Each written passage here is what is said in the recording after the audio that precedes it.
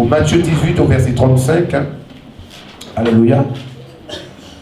Matthieu 6 au verset 14.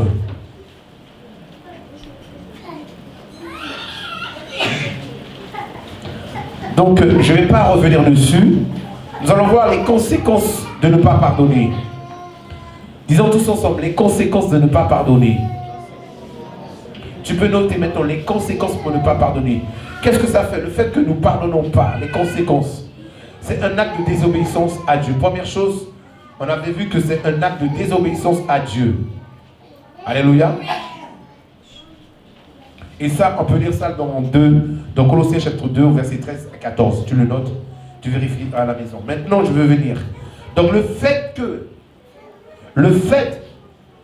nous ne pardonnons pas, nous donnons accès au diable. Tu peux noter. Donc l'ennemi prend l'avantage sur nous. Quand nous ne pardonnons pas, l'ennemi prend l'avantage sur nous. Et on peut lire ce passage-là, dans ce passage-là. Donc le manque de pardon est une porte ouverte maintenant au diable dans notre vie. Prenons 2 Corinthiens 2, 11.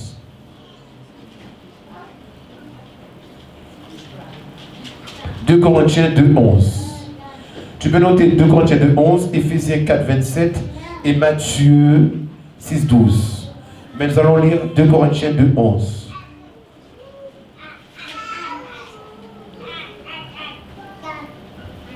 On peut prendre à partir du verset 10.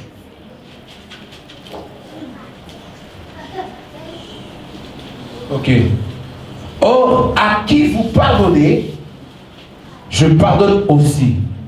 Et ce que j'ai pardonné, si j'ai pardonné quelque chose, c'est à cause de vous en présence de Christ. Là, ici, c'est Paul qui parle. D'accord?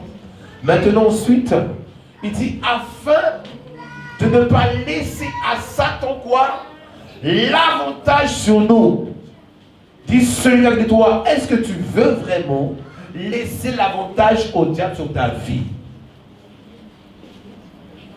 Donc il dit, afin de ne pas laisser. Donc c'est moi-même maintenant qui laisse maintenant au diable l'avantage. Si je ne prends pas la décision de pardonner, c'est moi qui laisse l'avantage à l'ennemi sur ma vie. C'est-à-dire quand je laisse l'avantage sur ma vie, je permets à l'ennemi de me détruire et de m'abattre. Je permets maintenant à l'ennemi de s'opposer maintenant à ma prière. Parce que si je ne pardonne pas, c'est-à-dire quand je vais prier Dieu, je ne m'entends pas. Alléluia. Maintenant, quand je permets à l'avantage au diable, je permets à l'ennemi de détruire tout ce que j'entreprends. Hello. Est-ce que vous êtes là? Je permets à l'ennemi de détruire, de toucher à tout ce qui m'appartient.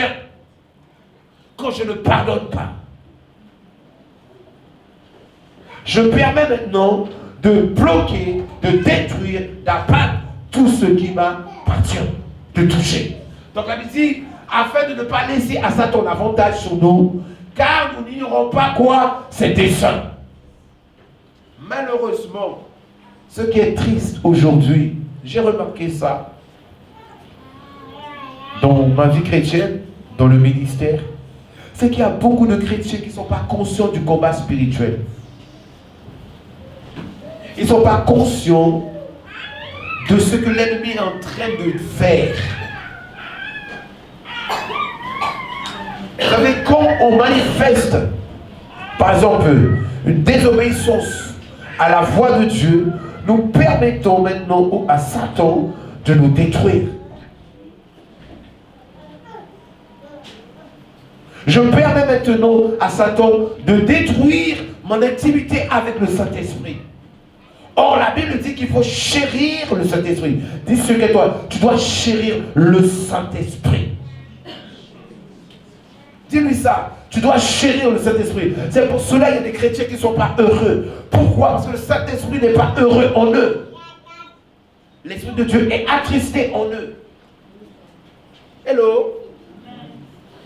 Il faut chérir le Saint-Esprit en toi. Ne permets à personne de détruire cette relation entre toi et le Saint-Esprit. Alléluia. Parce que nous avons besoin du Saint-Esprit. C'est le Saint-Esprit qui va m'aider à prier. C'est le Saint-Esprit qui va m'aider à étudier la parole de Dieu. C'est le Saint-Esprit qui va me révéler. C'est le Saint-Esprit qui va me conduire. C'est le Saint-Esprit qui va me conduire au succès, à la progression, à l'élévation. C'est le Saint-Esprit qui va m'aider maintenant à avoir des idées, des nouvelles idées dans les domaines. C'est le Saint-Esprit qui est là, qui va m'instruire, qui va m'inspirer des nouvelles idées, qui va renouveler mon intelligence. Donc je ne dois pas permettre maintenant que quelque chose puisse détruire cette relation entre moi et le Saint-Esprit. Hello? Le Saint-Esprit est important dans la vie d'un enfant de Dieu. La Bible dit quoi? C'est des saints. C'est des saints. Les desseins de l'ennemi, c'est son plan, son programme. Alléluia.